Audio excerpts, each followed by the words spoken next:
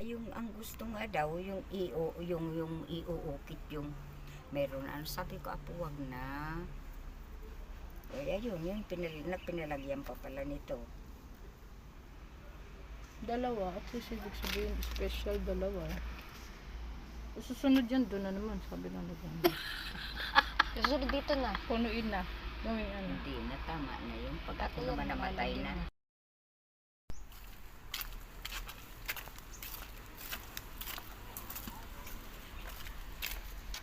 This is the way going.